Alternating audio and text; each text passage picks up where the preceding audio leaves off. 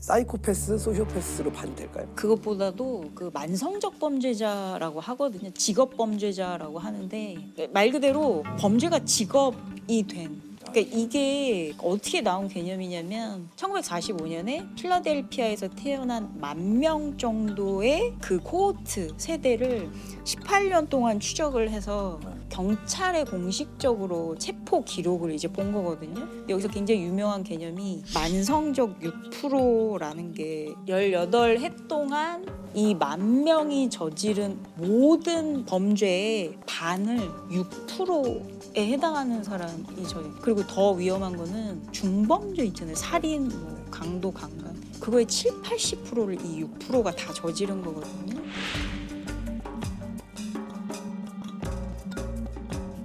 잠재 범죄자를 가려내는 작업은 좀 인권 침해 소지가 많을까요? 범죄 위험성 평가라는 도구들이 있거든요. 이렇게 범죄자 잡히면은 그 사이코패스 체크리스트 PCLR도 재범 위험성 평가 도구로 많이 쓰여요. 그러니까 이 사람이 그 사이코패시 점수가 높으면 재범 위험성이 높다라고 평가를 하거든요. 근데 제가 알기로도 법무부에서 성범죄자 재범 위험성 평가라든지 이런 도구들을 여러 개를 하고 써요. 있어요. 네. 지금 강력범에도 다 전자발찌를 채우거든요. 그러니까 전자발찌가 나온 뒤로는 많이 없어졌대요.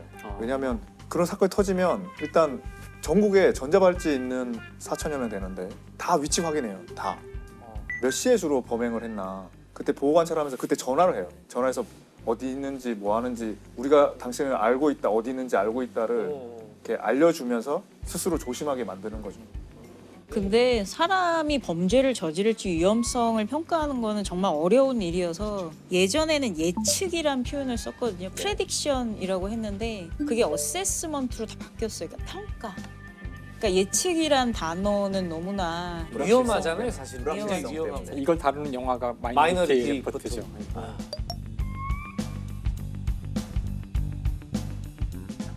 그 범죄가 중단되려면 거쳐야 하는 이제 과정이 있는데 그 중에 꼭 필요한 게 인지적으로 본인이 깨달아야 되거든요. 근데 여러분들 레미제라블 소설 보시면 장발장이 나와서 출소해서 어떻게 마들렌 시장이 됐는지 더 이상 범죄를 저지르지 않고 그 부분 기억나세요? 아, 그 신부님이 용서해 주시잖아요. 그 용서해 저기 주고. 경찰이 잡아왔는데. 그러니까 이제 이렇게 기억을 하시는데 그 레미제라블 안에 보면은 장발장이 빵 한 조각을 훔쳐서 19년 복역하고 이제 나오잖아요. 근데 나와서 전과자기 때문에 아무도 재워주려고 하지 않아요. 심지어 이제 계집에 들어갔다가 쫓겨나서 나는 도대체 잘 데가 없다고 생각했는데 유일하게 장발장을 받아준 분이 이제 미리엘 주교님인데 그 어떤 범죄를 놓지 못하고 은접시를 훔치잖아요. 근데 훔쳤다가 헌병한테 붙들려 오거든요. 근데 그때 이제 미리엘 주교님이 내가 은촛대도 줬는데 왜 그건 가져가지 않았느냐고 그거를 돌려보내잖아요. 근데 그러니까 레미제라블을 어릴 때 보면은 그냥 되게 짧게 미리엘 주교님 때문에 이제 장발장이 더 이상 범죄를 저지르지 않는 것처럼 이제 영화에도 이제 그렇게만 묘사가 되는데 그러니까 은촛대까지 받았을 때 사실 장발장은 이거에 대해서 어떻게 느껴야 될지 몰라요. 그러니까 누가 나한테 이렇게 관대하게 관용을 베풀어 준 게 거의 처음이었기 때문에 굉장히 혼란스러워요, 장발장이.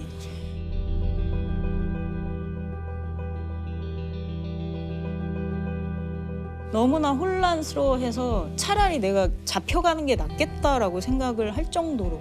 근데 그러다가 뿌띠제르베라는 인물이 나타나거든요. 그러니까 장발장이 그런 혼란스러운 괴로운 상태에서 공터에 있는데 웬 꼬마애가 이제 와가지고 자기 동전을 달라고 막 그래요. 그래서 장발장은 무슨 얘기인지 몰라서 그 애를 쫓아버리거든요. 근데 애가 가고 나서 보니까 그 아이가 떨어뜨린 동전 한 잎을 자기가 밟고 있었던 거예요.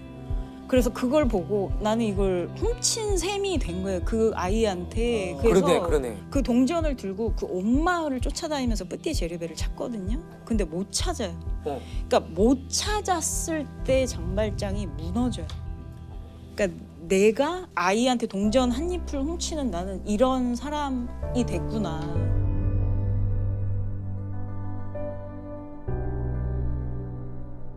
거기서 그 소설 그 단락이 끝나고 갑자기 이제 다음에 장발장이 나올 때 마들렌 시장으로 나오거든요.